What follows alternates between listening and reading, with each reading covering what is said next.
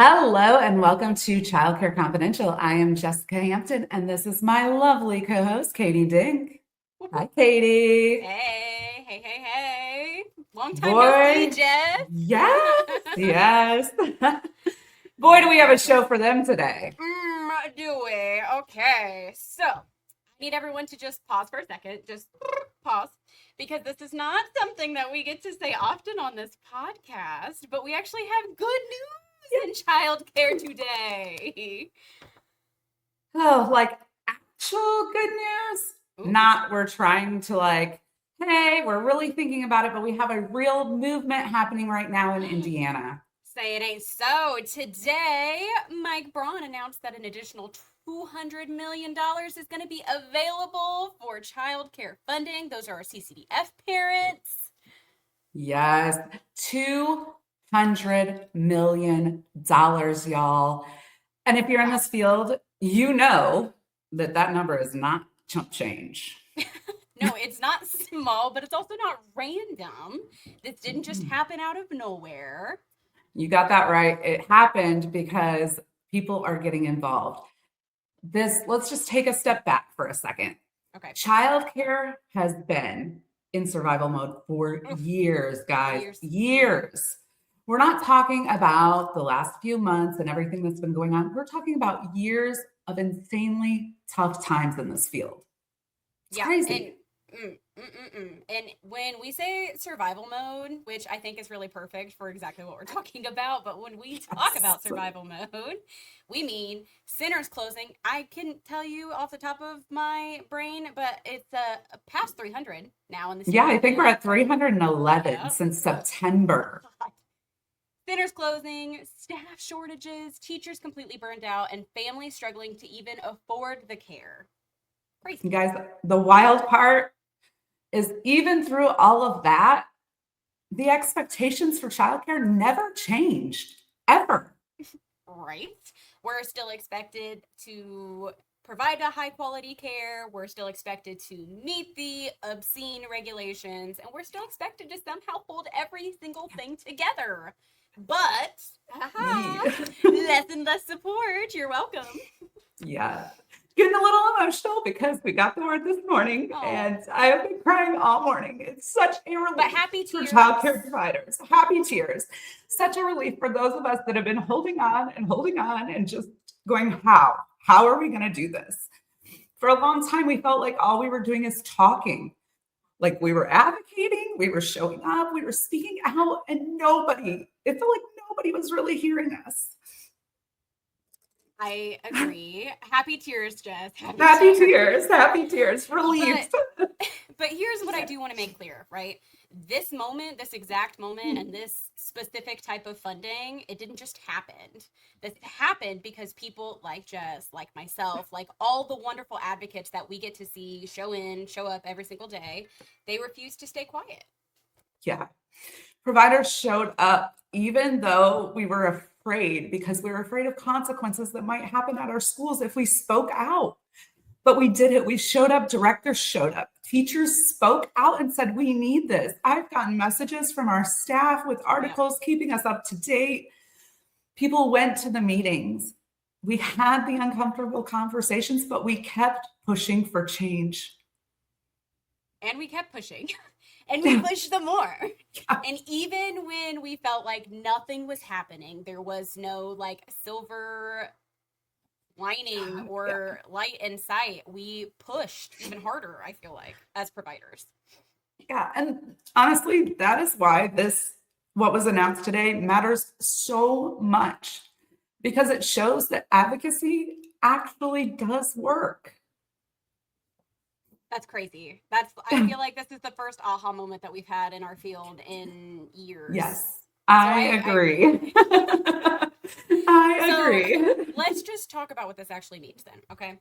Because people hear, oh, $200 million, and they think, okay, great, problem solved. Right. They sure do. And it's kind of like, no, not quite. But it is a step, a big step Yes. actually, but it is still a step because Yeah. funding like this really does have quite a few big potentials to it. It can stabilize our programs. It can support the providers that have been doing the advocacy for so long to try to get this back into the hands of the government. It can help families access care. And this is for all my teaching friends out there on this side. It potentially can improve the wages and resources that we're able to give to you all, which, hello.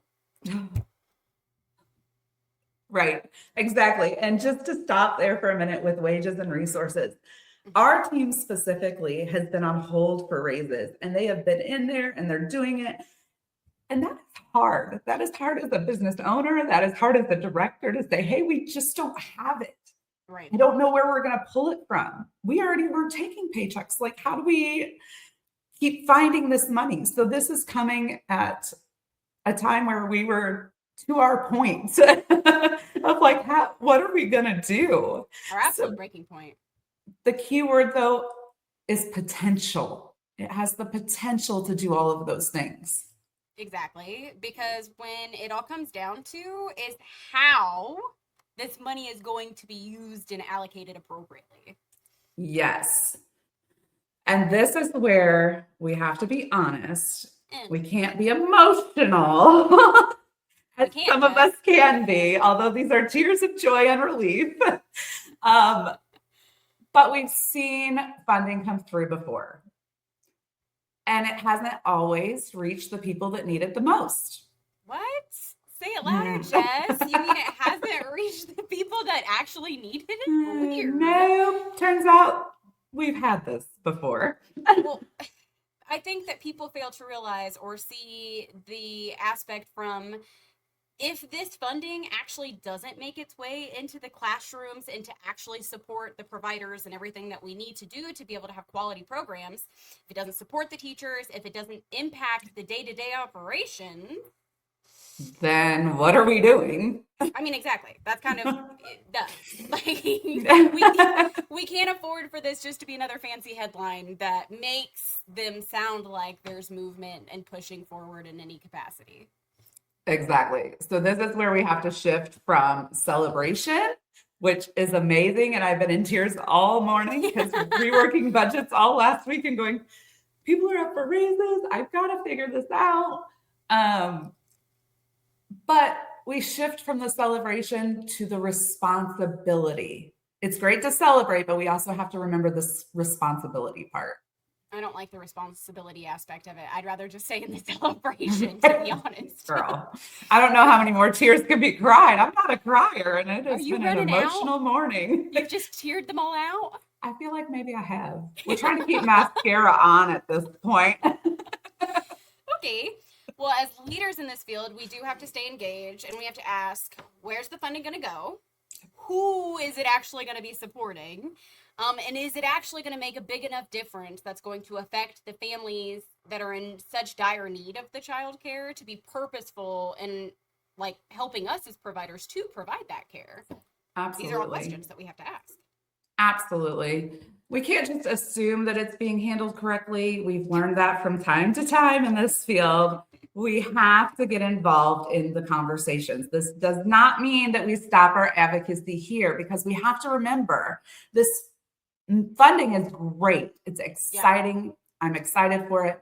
But there are 34,000 children on that wait list right now in Indiana for subsidy.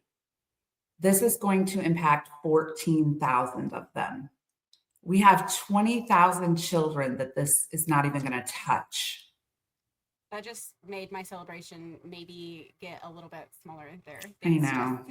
I know. I'm sorry to be the real talk for a minute. I know. Real talk. But I mean, it does. This impacts our staff, our families, our classrooms, kind of everything as a whole. It is a big deal. Yeah, this is our field, guys. We have to stay involved. Agreed. We have to stay involved.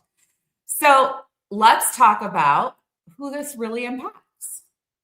The teachers, the families, and I gotta say, the private childcare owners that have had a huge weight lifted off of them this morning. Oh, I actually don't have words for it. It's fine. Everything's fine. Everything's fine. But these teachers who have been overworked, overstretched, they've been spread thin for way too long. I know our staff specifically, even They Yeah. bust their rump day in and day out. They do a fabulous job. They But I do. can't We even love imagine you the relief. all. We Yeah. love you. We love you. We send in the hearts. Yes. And we got to remember the families who are trying to balance work, finances, and finding childcare that they actually trust, quality childcare.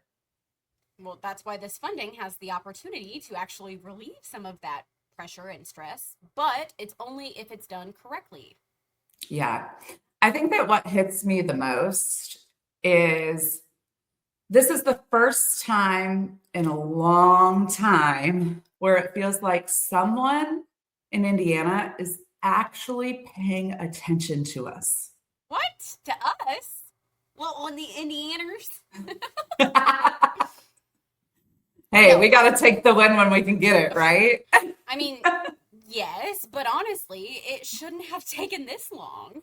But then I again, here agree. we are, and we're gonna take the win for now, but we're not stopping here. We're just not. Yeah. It's not happening. Yep. Today we are going to celebrate with progress, not perfection. I like the progress, but Me tomorrow too.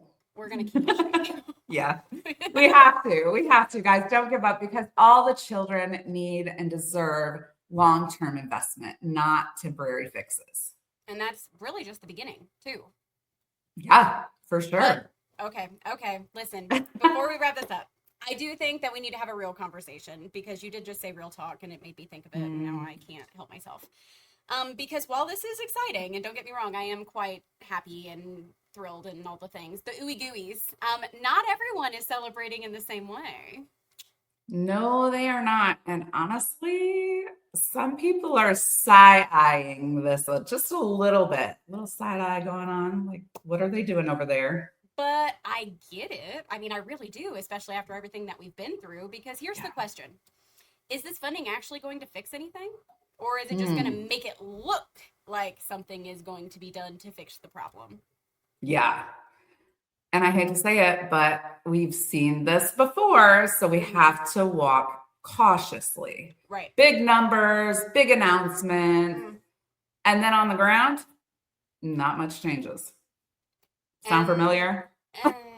yeah, it does. And I'm just gonna say, I'm gonna throw it out there for everybody. If this money gets tied up in systems, red tape, or gets distributed in a way that doesn't actually reach the people and the families and the providers that it's meant to, Then what's the point? well, exactly, because the people who need it most are the teachers. The program struggling to stay open. How many people did we have, Jess, just in Ugh, like friends, in colleagues and acquaintances, in different entities across the state of Indiana that have closed their program, and now they're like, "Hey, don't worry, we got you. We're going to give you funding." yeah, it's so sad. I mean, my heart breaks for every friend that we have had that has come to us and said, we can't do it. We can't be the last one standing. We can't do it. We've run out of funding. Like there's nothing we can do. It just my heart breaks for you. I'm thankful that we were able to hang in there, Yeah, but it has not been an easy road. So no, let's just be real. If the teachers are still underpaid, if the centers are still barely making it, then did we solve the problem? nope. We dressed it up. Yeah, We made it look real exactly. nice. Exactly. And while we are not sat, like we are excited about the news that came Yes, today, do not get us wrong. We are very excited. It's good news, and we're happy to bring good news to people. yes. We're realistic But though. but you have to be realistic. Like it can't all be sunshine and rainbows. But this is where it kind of gets uncomfortable. Yes, because it's not Uh, just on the state; it's on the leadership within the programs too. exactly. So we're talking to all of you directors, private childcare owners, corporate franchise owners. Hello. Yes, yes. It can't stay and not get to where it needs to go. Yeah, if programs are receiving the funding, then how are they using it or going to use it? Are they supporting their staff? Are they going to improve their environments? Are they going to invest back into their programs or even keep their doors open? I guess I should say, because Yeah. I mean, or are we just going to be maintaining? And I got to be honest, maintaining looks pretty good right now after not being able to maintain after the last several months. Yeah. But we have to make sure that we are balancing the maintaining with new enrollments, with still advocating. Yeah. There's more to do here, guys. Yeah, because maintaining is not the same as improving the system, right? And this field deserves improvement, not the maintaining that we have been. Like Jess said, we've literally been in this like survival mode, I feel like, for months and months and months. I'm ready to improve. I don't want to maintain. I want to improve. We're ready.